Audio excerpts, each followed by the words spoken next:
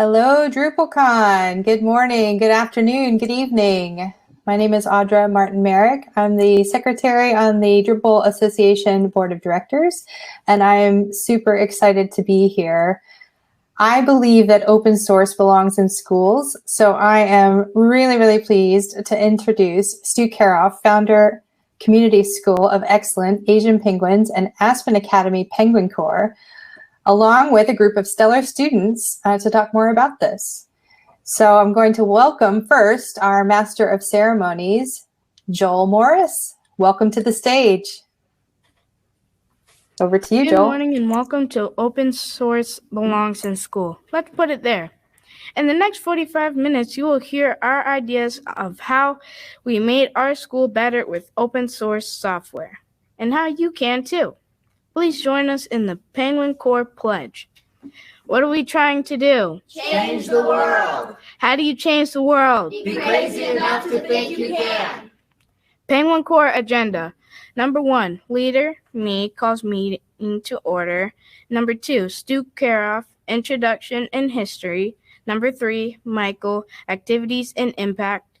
Number 4, Sophie, diversity and inclusion. Number 5, Cam, our response to COVID-19. Number 6, Chase, why have an open source club? Number 7, Mohammed, how to do this.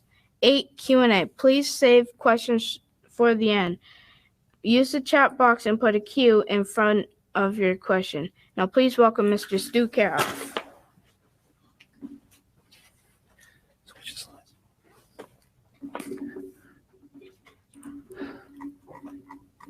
Good morning.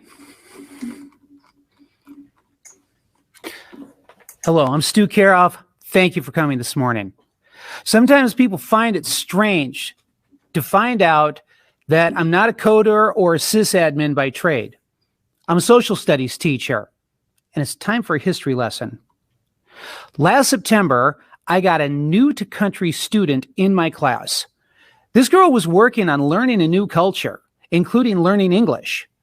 I used Google Translate to convert some materials to Russian for her, and while that was great at school, it didn't really help her at home because her family didn't have a computer. Luckily, one of the first things I did when I started working at Aspen Academy was to start a club that taught kids how to use open source software to refurbish old computers. Those kids got to work on a machine for my young Russian friend, and we invited her mother to school to pick it up. Both mom and daughter had tears in their eyes when they found out the computer was theirs to keep, free of charge. We didn't know it at the time, but it was a process we would end up repeating dozens of times before the school year is over. Without open source, it would not have been possible.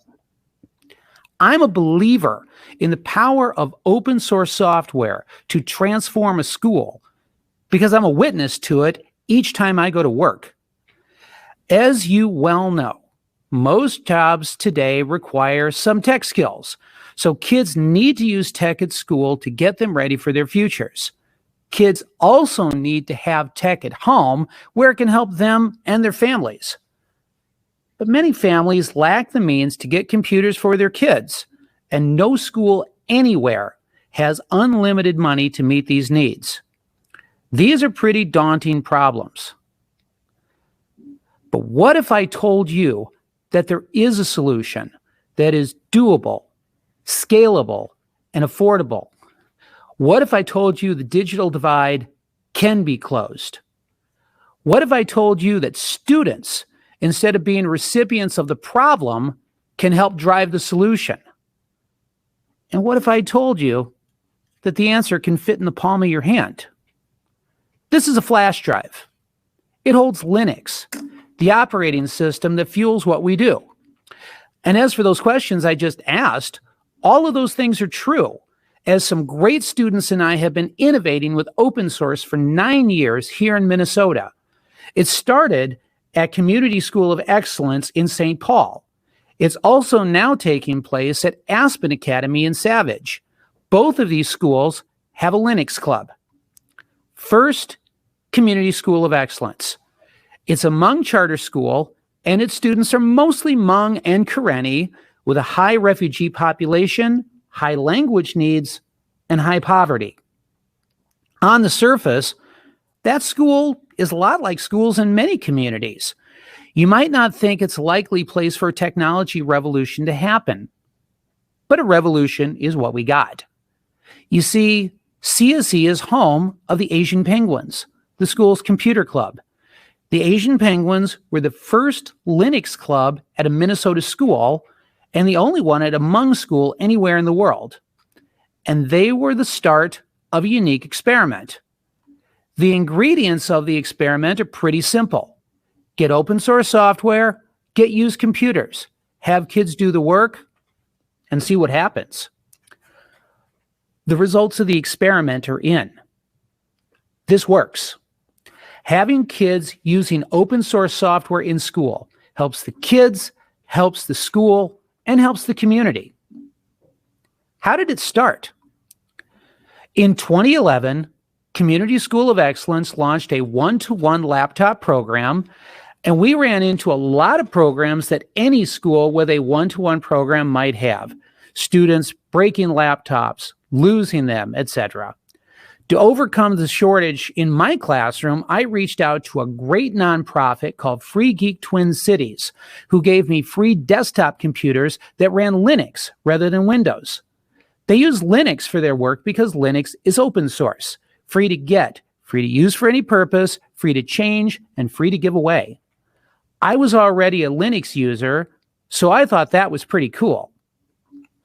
Well, my students loved the computers, and a few kids started to come to my room after school to use them. From that, we started a club to learn about using Linux. The kids were all Asian. The mascot of Linux was a penguin, so we called it the Asian Penguins. But why should a school use Linux at all? Well, there are a few reasons other than the obvious one, that it's free.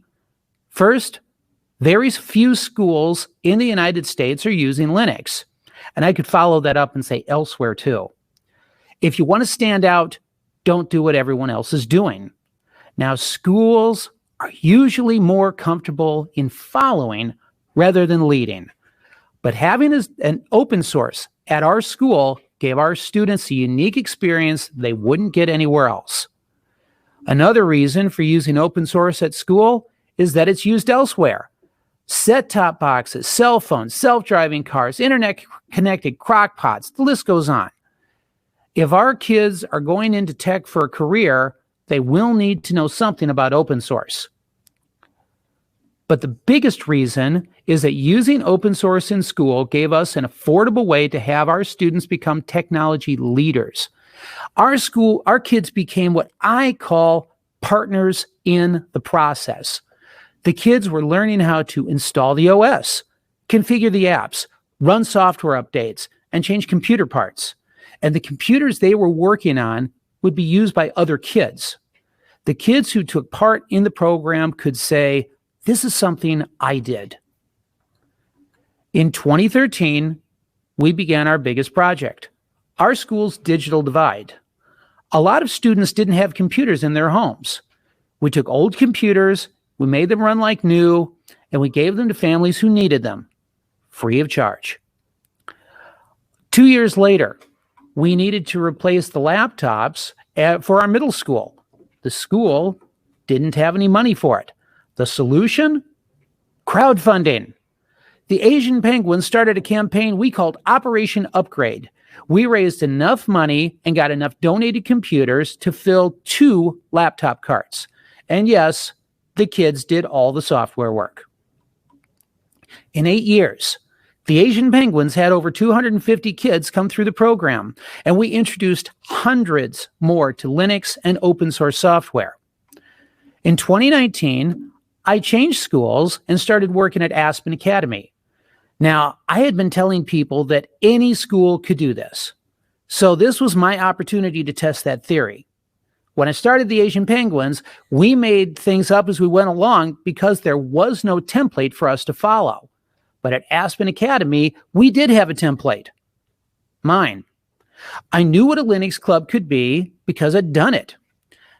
Aspen's leadership had never heard of Linux. But when I described what a Linux club could do for the kids and for the school, they couldn't say yes fast enough. The big question was, will the kids be interested? I started doing the things I had done at my last school. I invited kids. I showed my enthusiasm, and I let the kids try the software. When we started on that first Wednesday afternoon in September, we had 14 students who wanted to learn Linux. A club needs a name, right? We chose the Penguin Corps. I think the name communicates a sense of mission, and the kids picked up on that right away. The Aspen kids started doing many of the things that I had taught kids at my last school. What are the different hardware components, and what do they do? How to install the OS, how to configure the apps, and so on. And just like the kids at Community School of Excellence, the Aspen kids loved it. They learned, they grew, they discovered, and they started making a difference. The way that both schools' clubs made a difference is by following a simple formula. Get computers, have kids recycle computers, and give computers away. And it all started from a pretty simple idea. Get kids using open source software and see what happens. Now it's time to let the kids tell the story. Thank you very much. Up first from the students is Michael Martin.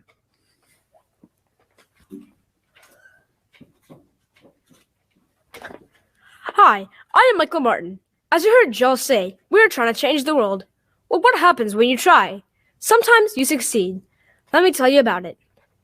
In the Penguin Corps, we had weekly meetings on Wednesdays after school. At those meetings, we selected a leader to be the master of the ceremonies and get things going. We always started the same way. The leader asked us, "What are we trying to do?" We replied, "Change the world." Then the leader asked, "How do you change the world?" We replied, "Be crazy enough to think you can." That got things started on a positive note. And we were excited about whatever we were doing that night. Lessons started for us with learning how to install software. This isn't just the apps, but also the operating system itself.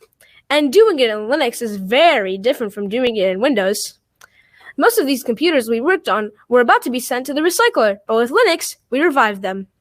They are currently in the social studies classrooms at our school. Some of the lessons we used came from the FOSS Desktop for Kids curriculum from the Open Source Initiative. It has a lot of good ideas that really worked for us. Its author, Patrick Masson, wanted to see schools have a ready resource for doing this kinds of stuff. Most people today think installing software means simply clicking a button that says install. Well, that can be done in the Linux world too, but we found it a whole lot more fun to open up a terminal window and type the commands. In fact, all of the members of the Penguin Corps learned how to do this.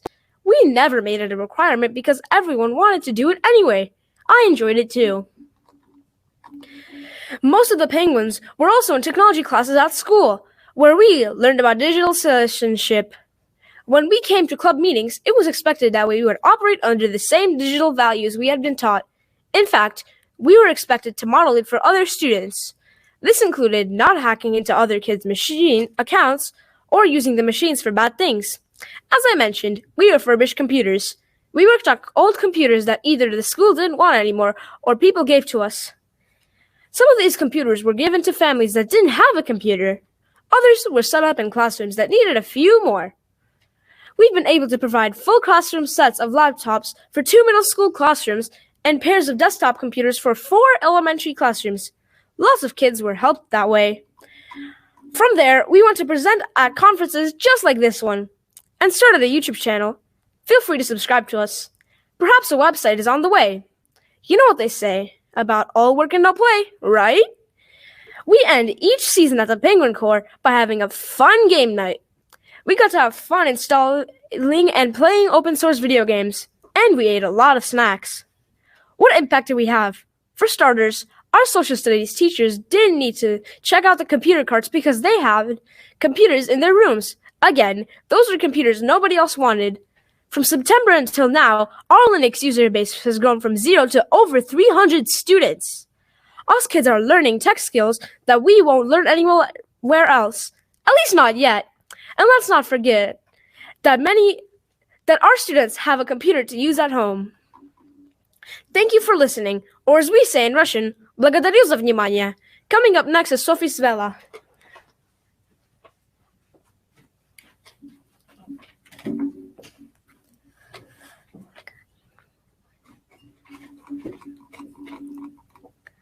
Good morning. I'm Sophie Svela. Now that you've seen the first few members of the team, you might be thinking, wow, boys can do tech too? Well, yes, they can. All of you are here because you have a connection to technology and computing. We all do. And there are things about tech that all of us get excited about. But if we're honest, we'll admit that the open source world is not as diverse as it could be. The history of tech is largely a story about men, with few of those being men of color. Nothing wrong with those guys, it's just not a very diverse picture. While this is true, it helps to remember that there were some women who were trailblazers in tech and were great examples and great heroes. How about Admiral Grace Hopper, one of the earliest computer programmers? There's also Katherine Johnson, Dorothy Vaughan, and Mary Jackson, who helped NASA put astronauts into space. You may have seen their history in the movie Hidden Figures. Role models may have been rare, but they did exist. That brings us to today, where 95% of techs in open source are male, and only 16% are members of minority groups. We have room to grow. When the Penguin Corps started at our school, Mr. Keroff and the school leaders wanted to make sure the door was open to all middle school students. Could a middle school Linux club become a diverse place? The answer is yes. That question had already been answered by a club that came before us. That club is the Asian Penguins at Community School of Excellence in St. Paul, Minnesota.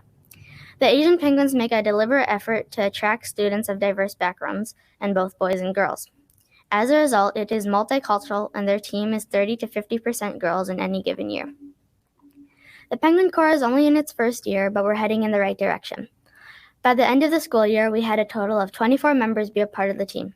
Of those, we had students who are African American, biracial, Indian, Kenyan, Somali, and white, with a total of 5 girls. That's about 20%. Room to grow? Yes, but a strong beginning. What attracted all of these students to Penguin Corps? We have fun with tech, and we all work together as a team. Boys and girls deliver computers to classrooms. Boys and girls learn to install Linux and open source apps. Boys and girls troubleshoot problems. We all help each other. Since the elementary kids have seen the example we set, we'll probably have more girls next year, especially since we will make a point of inviting them. We're already hearing from some girls that they want to join next year. Why? Because they saw girls do it this year.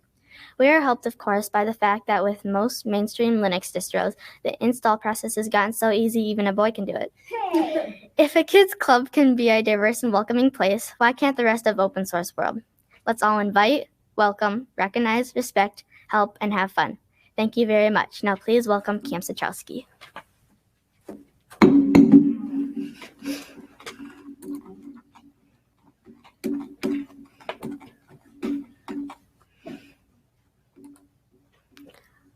Hi, I'm Cam Satrowski, a member of the Penguin Corps. I think it was back in January when I first heard about coronavirus, or COVID-19. At the time, it was making people sick in other countries, but I wasn't concerned because it wasn't where I lived, here in Minnesota. By March, that had changed a lot. Businesses were talking about what they needed to do to keep their stores clean and sanitary, and it raised the conversation. How would it affect schools? Fast forward to March 18th, when all the schools in Minnesota were converted to distance learning. That's where teachers provided lessons online and kids went to school in their homes over the internet. It was a huge change. While it was tough going to school from my bedroom or dining room, at least I had a computer to use. But what about the kids at school who didn't have computers? Or the families who didn't have enough computers for all the kids in the house? What were they supposed to do? So the people in charge of our school reached out to the Penguin Corps to create a solution. The first thing we needed to do was to survey parents so we knew which families needed a computer. We used the information we collected and got to work. We started by putting Linux on computers the school didn't want anymore, so they could be given to families who needed them. Then we gave those away. More responses started to pour in. We realized that the supply we had would not even be close to enough. This became a serious problem that was in dire need of a bigger solution. Once we realized that, we started to ask for more. Mr. Keroff and the school reached out over social media and in the local newspaper, asking people to donate their old computers to us. We used open source software to make them usable again. A whole bunch of people and even some businesses responded. Laptops started to pour in. Most of them worked, but some needed minor repairs, such as new batteries, a charger, or a hard drive. All of the computers needed new software. Linux and open source apps were the solution. We got the computers up and running, tested them, and left them at the school to give away. The school continued to take referrals, and the people came to pick up laptops. Jean, the receptionist in the office, joined our team by walking parents through the software before they could leave with their laptop. Prior to the shutdown, the Penguin Corps gave away 6 computers. From March 16th to the first week of May, we gave away 60 computers. This effectively closed our school's digital divide. What did this cost? Since we chose to go with used computers instead of buying new ones, the only thing we had to pay for were batteries, chargers, and a couple of hard drives, and a computer. Total cost approximately $900, or an average of $12.33 per computer, including the computers we had left over and that we're saving for fall. The program even gave us the opportunity to reach outside of our school. A pastor in North Minneapolis named Reverend Tim Christopher reached out to us for help. A single mother in Minneapolis with 2 children needed computers for her kids to do distance learning, but she had no way of getting a computer. Thanks to the Penguin Corps, both kids got a computer to use for school for free. COVID-19 presented all schools with a challenge, and Aspen Academy's Penguin Corps showed that open source software could be used to meet that challenge. Our biggest challenge became our biggest victory. Thank you for listening. I'm Cam Citrowski. Coming up next is Chase Walgrave.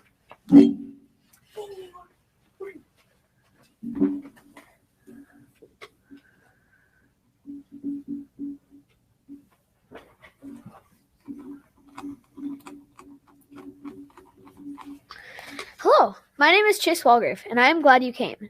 If you ask my little sister, apparently I have the ability into talking people into things, like convincing my parents to let me do things she can't. Of course, to get permission to do all this open source stuff means that open source stuff at school means that we have to convince our school leaders that it is a good idea. This means that sometimes we have to persuade people. Today, I want to summon my powers of persuasion. You have heard my team talk about how, using open source, we have been able to do some exciting things at our school. The only thing you haven't heard is why do it. I would like to give you some reasons why you should start a Linux club at your school or at a school near you. Something you might ask, why does my school need something like that? Or even say, that's not the kind of thing for me. I am here to say that any school can do this, and your school might just be waiting for you to be the leader. Let's talk about some reasons. First, Linux is free. That can be a big deal at any school. Linux runs great on old computers. We use it to bring old computers back to life. This not only saves money, but it reduces e-waste. And last time I checked, this country produces too much e-waste. Kids learn. In a Linux club, we learn how to do all this Linux stuff. We learn how to install, fix computers, update and upgrade computers, and all sorts of other skills. These are in-demand skills, according to the 2018 Open Source Job Report from Linux Foundation. 83% of hiring managers said that open source talent was important to them. 87% of them said it was hard to find qualified help. Many of you have seen this in action. It could work out well for us kids too. This is a cheap program to have. All software is free. If you are using old computers, you don't have to pay a lot for them. Something else to keep in mind, people like to help kids. When they hear that you're running a club that has kids recycling computers, they will give you computers. Remember what Cam talked about? When you fundraise for a club like this, people like to give money to support it. Programs like this have proven track record of being able to bring in donations. You help people. If your school doesn't need computers, lots of schools and families probably do. This was certainly the case for us. And remember, when you give an old computer to a kid, you're helping the family too. But Linux computers can also help your school. The Penguin Corps refurbished enough laptops to supply 2 of our classrooms. These computers were bound for the recycler and nobody else wanted them. These were used almost every day. Another plus is because 2 of our teachers now have their own laptops, they don't need to check out our school's computer card, leaving them for other teachers to use. We also provided desktop computers to classrooms in our elementary school. That helped them out too. Everybody benefits. It's fun. That should be enough of a reason for anybody. And there were even times where we got to skip class to do this Linux stuff. As you can see, there are lots of reasons why a school should start an open source club. It is affordable, kids learn, they have fun, and it makes a difference. What you do with this knowledge is up to you, but my hope is you join us in changing the world. Coming up next, Muhammad Jamal. Thank you for listening and have a nice day.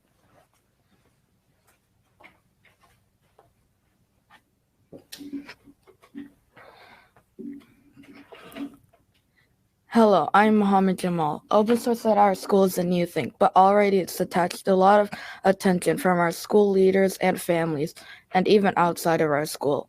Unfortunately, for most of these people, that's where it ends. Their reaction is, what happens at your school is great, but has nothing to do with me. Well, I'm here to tell you that such statements weren't true when we started in September, and they are not true now.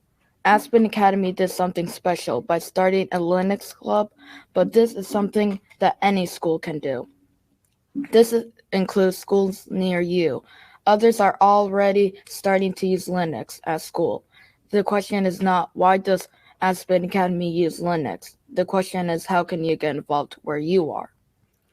We have came up with a few ideas to help people get started with open source wherever they are: a school, a community center, a library, a church, a mosque, whatever.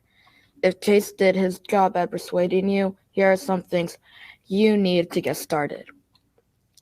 A supervisor. It's not necessary to be an expert. You just have to be willing to learn something new. Mr. Keroff is a prime example. When he started the Penguin Corps, he was a social studies teacher. He didn't even have a tech job. Other people have started the same way. The go-ahead from the administrators. Each school has a different way of doing activities. How does your school do it? Is it after school? Does your school charge a fee to students? Find out how it works there and put it into your plan.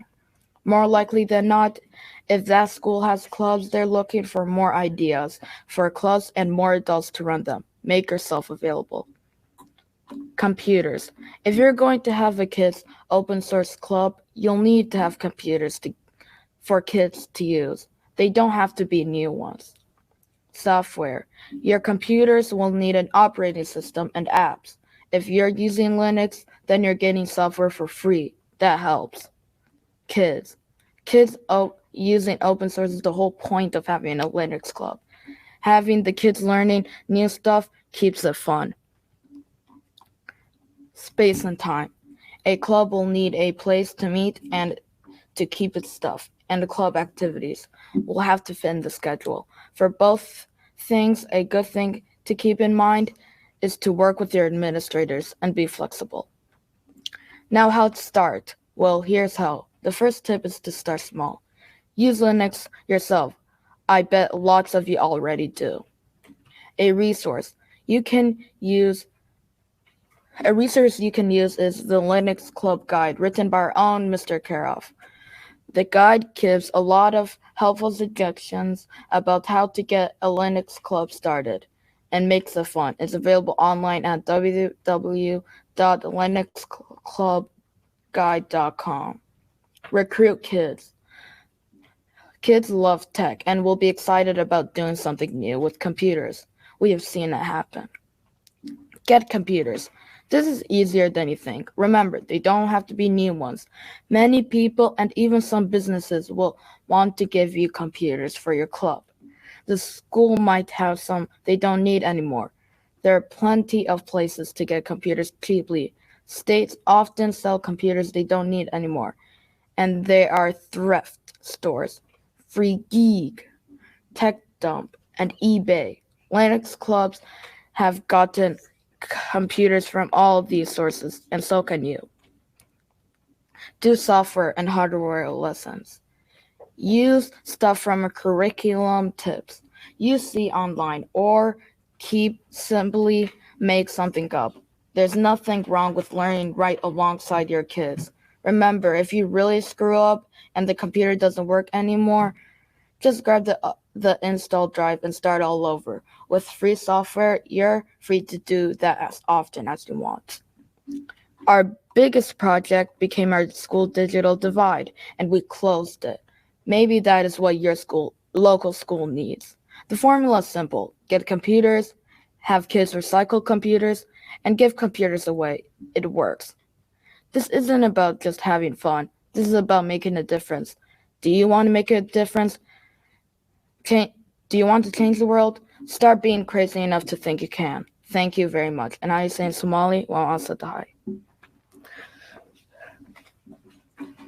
So grab the mouse.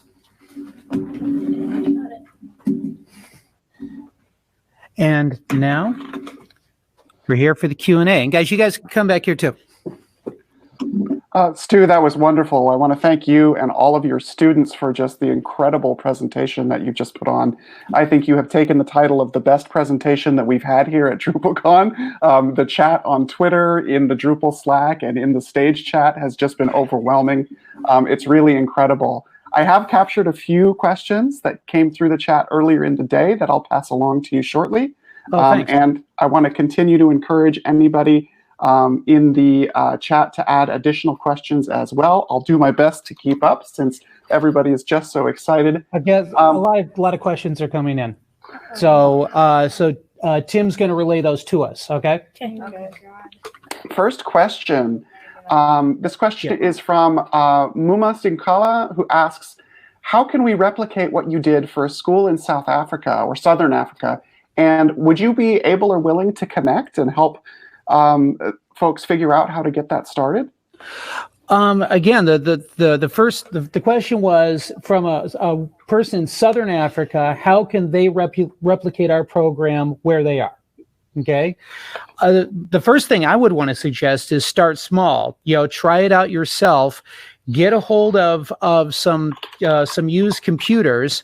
Especially ones that people have demonstrated they don't want anymore. Remember, even businesses in other parts of the world tend to be on a regular upgrade cycle. There are international organizations that often will ship refurbished computers overseas, so you may want to connect with one of those. But if you're looking for some advice on where to start off with the Linux Club Guide. I made it free for a reason, so anybody can use it. And that's at www.linuxclubguide.com. And if you want to reach out to me and ask me questions, I just put my contact information up on the screen. And so you can reach me at studoeslinux@gmail.com. And you can also connect with me on Twitter. And my Twitter handle is @studoeslinux. And if you want to see the kids in action, go to our YouTube channel. The link is there for that too. Awesome. Fantastic. Earlier in your presentation, as soon as you mentioned you had a YouTube channel, I put a challenge in the chat for our audience to double your subscriber count. So I hope everybody's jumping in and getting subscribed. Okay. I know you guys can't hear this because I'm the one wearing the headphones. He put out a challenge to everybody watching to double our subscriber count on the YouTube channel. So we'll see if that happens. All right. I saw 200. Yeah, that would be cool. We'll see how many we can get in there. All right. So you sort of answered this next question a little bit as well, which was about duplicating this in, Allison asks, would love to duplicate this in my kid's school. Is there a playbook? So linuxclubguide.com does seem to be the primary resource for doing that. Mm-hmm. The follow-up question, though, from Alberto Rojas was, how can we help enhance the playbook or spread the word? What is the best way to help spread your mission among our own communities where we are? Well, one recommendation I would make is just feel free to learn alongside your kids. As they're learning, you're going to be learning too. And as you see some kids get involved, and this is inevitable, we saw this here, when some kids get involved, they invite their friends, and then other kids get involved. So once it starts to take off, it will grow. That's happened everywhere I've been. Fantastic. That's wonderful. Let's see. Oh, but what the follow-up, I guess, they said, if people are looking at the Linux Club Guide, now it has one author, but I've taken suggestions from other people on how to improve it. If there are things that people wish to add, please email me those details. I mean, this was written more for teachers rather than techies. So that's why you're not going to find it on GitHub, because teachers don't go to GitHub. Okay. They just don't. But if people have ideas on how to improve this or add it or things that I just didn't think of, email me. I will work that in, and I'll make sure you get credit for it. Fantastic. Yeah. I'd like to also just pass on some feedback from the chat, just so that you all hear it. Feedback from the chat. See if any other final questions in. First of all, best session, best presentation of the conference. Wow, amazing, most inspiring talk. And also, these kids should run the world.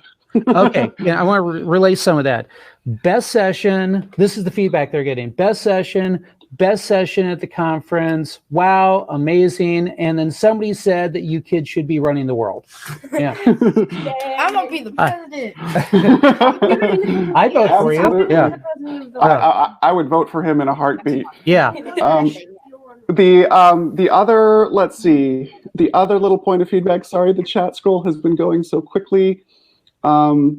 Yes, the other point of feedback, really quickly. The Drupal camps and local Drupal associations, so those are our local Drupal groups in other countries around the world, are talking about ways that they can encourage any of the people who do business in Drupal to make it their standard process to donate their computers when they're doing their in-office upgrades. So it looks like there may be some initiative being organized around that. That would be great. And if Twin Cities Drupal wants its members to send computers our way, we would really like that, because we've been told, I'm just going to put this out to anybody who's watching right now, our enrollment at our school is going up by over 100 students over what we had last year. The governor of our state is announcing on July 27th as to whether or not we're even coming back. It's a little weird that I actually have students in the building, because we did distance learning for like close to 3 months. We don't know if we're going to be coming back, or if they're going to be here half time and doing hybrid learning where they're home part of the time, or what. The only thing we know for sure of is that given the increase in our enrollment, we're going to need more computers. So if they're, obviously, if you're in Southeast Asia, there's a kid in Southeast Asia that needs your machine. Give it to that kid. But if you're in Minnesota or in the upper Midwest, and your company is going through an upgrade cycle, and you're looking for a place for your computers, particularly laptops, to go, we would love to have them. Okay. And there are other people out there who want to work with kids who could use your machines too, where you are. Okay. Fantastic. Well, I'd like to close up with just two more questions. Yeah. Yeah. Two more asks and He's two feeding more me the questions. Yeah. Yeah. So first question, actually, sort of final question is there any final message that you would like to give to the DrupalCon attendees about the program, about the importance of open source, or just something that's important to the kids that you'd like everyone to take home with them? Could you repeat the question? Sorry. The question was, is there any kind of final message that you would like to relay from the kids or yourself about the program or about open source that you'd just like everyone to take home with them after the event? Okay. Is there a final message that you kids want to relate to the people at home about the program, about open source, just something that you want the people watching to know? I think I would like to ask everybody. Subscribe to me on YouTube. I only have 3 subscribers. Help me. I think I would want to ask everybody to help us in changing the world. If you can't donate computers to us, that's fine. I think you should put it towards a club. Honestly, I think as long as we can help the world, that's good. All right. Thanks, Chase. That's fantastic. Well, to close us out and wrap up this session, I would like to ask Stu if you could have all of the students maybe end your screen share and have yourself and the students take a bow from the camera for us. Okay. And, I assure you, you're getting standing ovation from everybody around the world. Okay, so I've been asked to end my screen share, and now I'm standing up. Guys, everybody in so we can see you. Let's all take a bow. All right. On the count of 3. 1, 2, 3. Thank you. All right. That was Thanks very much for having us. Yes. Now, have a great rest of your conference. Everyone out there, you saw the contact information. We'll, if we can, I'll connect with Stu about getting the slides to post to the Drupal.org session, and we'll get that all taken care of. Thank you all so much. Thank you very much.